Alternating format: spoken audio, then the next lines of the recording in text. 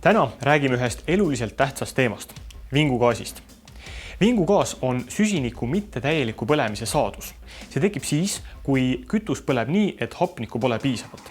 See võib juhtuda näiteks siis, kui paneme ahjusiibri liiga vara kinni või kui näiteks mingisuguses küttesüsteemis tekib rike.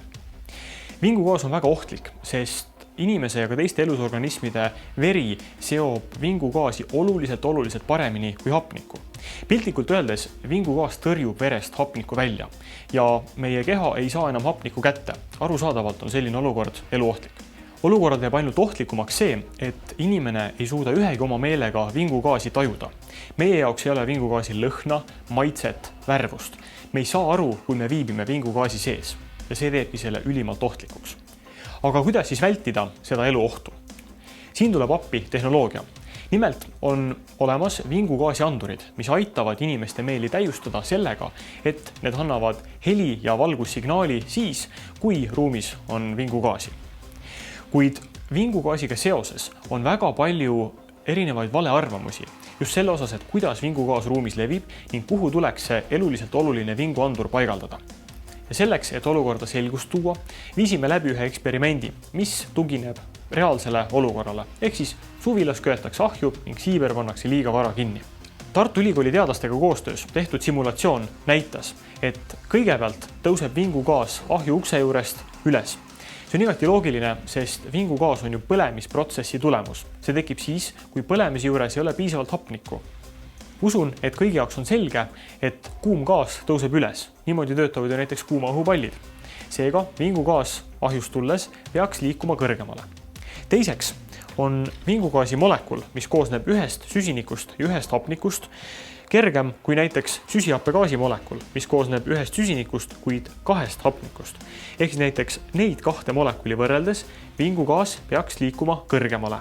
Kerge molekuli ja temperatuuri koosmõjul peaks simulatsiooni alusel vingugaas tõesti ruumis kõrgemale levima. Et seda katseliselt kinnitada, paigaldasime ühte suvilasse 15 vingugaasi andurit, mille juures on kaamerad, et vaadata vingugaasi anduril oleva ekraani näitu. Kütsime ahju ja tegime seda teadlikult halvasti, sulgedes siibri liiga vara.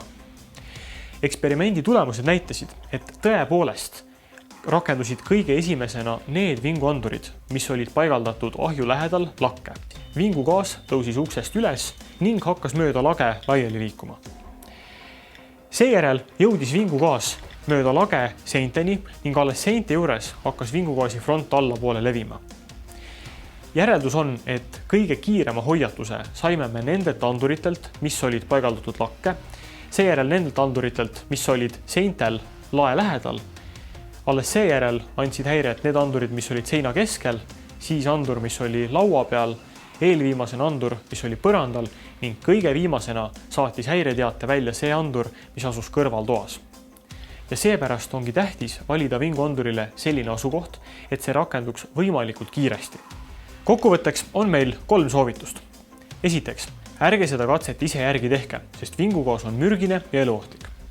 Teiseks, kui vinguandurit paigaldate, järgige kindlasti tootja juhiseid, sest mõni andur töötab paremini laes, mõni seinal. Kolmandaks, eelistage sellist andurit, mis suudab teate ka edasi anda.